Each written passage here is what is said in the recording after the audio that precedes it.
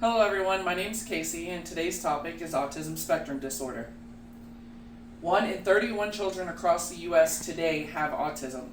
1 in 45 adults have autism. Boys are 4 times more likely to be diagnosed with autism. How many of you here today know or have somebody in your family with autism? Some of you may have heard there are different types of autism. Things have changed with DSM-5 since then. Autism is an even broader spectrum with different attributes. With autism comes patience, understanding, and acceptance. As Stuart Duncan said, autism is not a disability, it's a different ability. Today, I will deliver the information necessary to help you better understand the world of autism. For those of you not familiar with autism, I would like to discuss a little bit of information about autism itself to help you get a better understanding. What is autism? Autism is a neurodevelopmental condition that affects how one thinks, interacts, behaves, learns, and even perceives things. Autism presents itself in different ways, including difficulty making eye contact, repetitive speech, repetitive movements such as hand flapping, trouble understanding emotions, and trouble transitioning to new things. Other symptoms include the predictability of the same routines. There are many signs and symptoms for autism. Knowing what to look for and what those are leads us to our next question. What causes autism? According to Eva Velthorst with Autism Speaks, there are a multitude of complex interactions. Some include genetic influences, environmental influences, and even biological factors.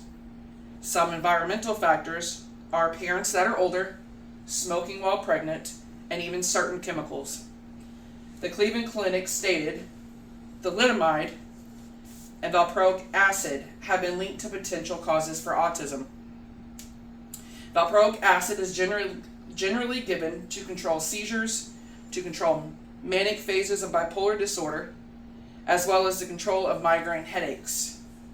In the 1950s and 60s, thalidomide was a drug given to pregnant women for morning sickness. Exposure during pregnancy is associated with 4 to 5% higher incidences of autism in children. With environmental factors, there comes genetic factors, starting with the copy number variation, which is right here. And if you don't know what copy number variations are, it is the duplicates, the deletions, and the additions to DNA segments. Another form of genetic factors is the double hit mutations. Double hit mutations happen at the same time. It alters the gene expression, which then causes more mutations, leading to the domino effect. Additionally, the National Center of Birth Defects and Developmental Disabilities and the National Institute of Child Health and Human Development, biological factors are being studied for potential causes of autism. Areas that are being studied are problems with the brain connection, overgrowth or undergrowth in areas of the brain, metabolism, and the immune system, which we all know is what protects us from infection. Whether it's environmental, genetic, or biological, there is a complex interplay in the development of autism. Furthermore, being diagnosed with autism can be a bit different with everyday life. Life with autism is much more different. The transitions from child to adulthood can be a scary thing. Making sure there are transition plans in place at a young age will help with the routines as they become adults. Safety. Safety is a major concern. With different abilities, there can be a higher risk of injuries and abuse. It's very important to teach extra safety precautions, which can be incorporated in their everyday routines. Routines are vital when it comes to autism. Constant routines for mornings throughout the day and bedtime helps reduce anxiety and gives a sense of security. It provides comfort as well as self-regulation in a world of chaotic routines, and it gives a sense of control and enhances the lives of individuals with autism.